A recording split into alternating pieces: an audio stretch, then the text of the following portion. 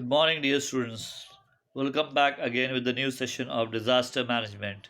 We have already discussed about certain phases of disaster management and certain aspects of disaster management cycle. Now today we are going to discuss about the district disaster management authority. Now what are the functions of the district management authority? At a district level, the district collector is responsible for the disaster management and implementation of rehabilitation schemes. So he is the main person. He has to decide all the things and how it should be carried out in a systematic order. The collector is planning, coordinating, and controlling the implementation of rehabilitation program, gives out necessary instructions, and reviews the entire system.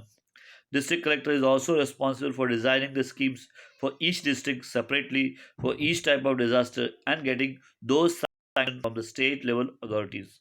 So he has to play a major role in the disaster management. So that person should be highly qualified and trained and the experienced fellow. District wise disaster control unit. The district control unit is established immediately either after the impact of disaster or getting intimation about it.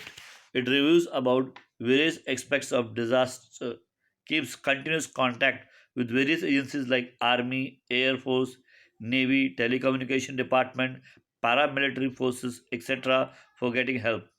It is also responsible for coordinating with various voluntary organizations for the help in disaster management. Now, in disaster management, the important role is played by first aid and emergency action. Many life can be saved. So now we are going to discuss about first aid emergency action. You have studied in earlier classes about the types of first aid to be offered to the persons injured in disaster. Use of this knowledge is useful for offering the help to classmates or people around you facing any disaster and injured therein. Sometimes we have to face disaster due to their own unawareness. Some symbols are given beside, are seen used around us. These symbols cannot be ignored. There's a printing mistake in the textbook.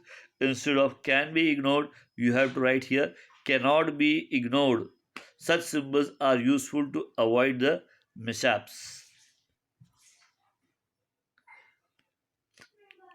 Now, further moving, in case of emergency, what steps to be discussed and how the victim has to be transported to various places depending upon the conditions. These steps we have already discussed in last year in 9th standard. Just will recapitulate it. See, you can see the picture. In emergency condition, various transportation method like cradle method, carrying on back, carrying on two heads are to be followed. Those methods depend upon the those methods depend upon the condition of the victim. We face different types of major or minor disasters in our daily life.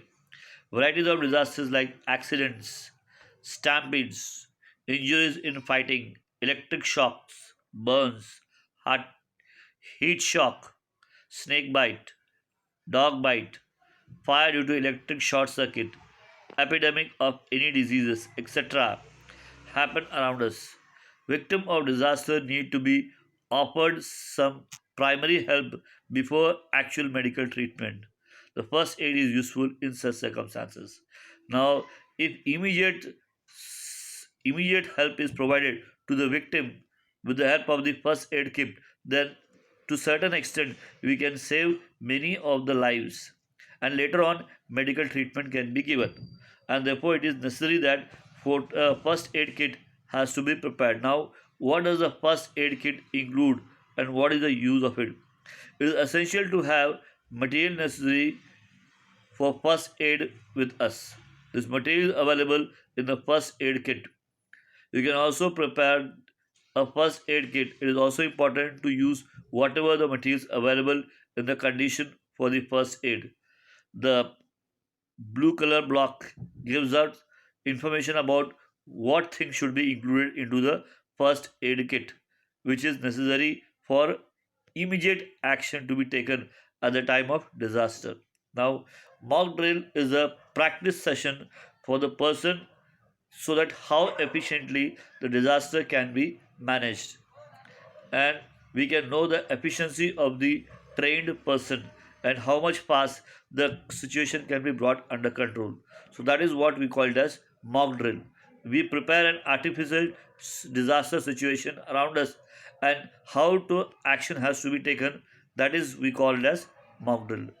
In a practice to check the preparedness of facing the disaster as early as possible, virtual or apparent situation of disaster is created to check the reaction time for any type of disaster.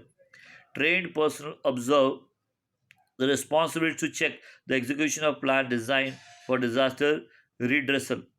This helps to check the efficacy of the system prepared for disaster redressal. Mock drill is arranged on disaster of fire in various schools by the firefighters.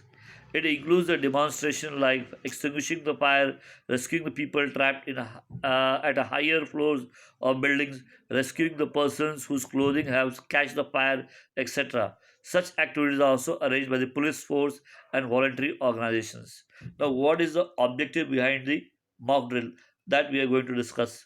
Now, the first objective behind the mock drill is evaluating, that is checking the response of the disaster, then improving the coordination between various departments of disaster control, then identification of own abilities, that how fast the situation can be brought under control, then improving the ability of quick response to disaster, checking the competency of the planned actions, identifying the possible errors and risks that should not be repeated in the next time.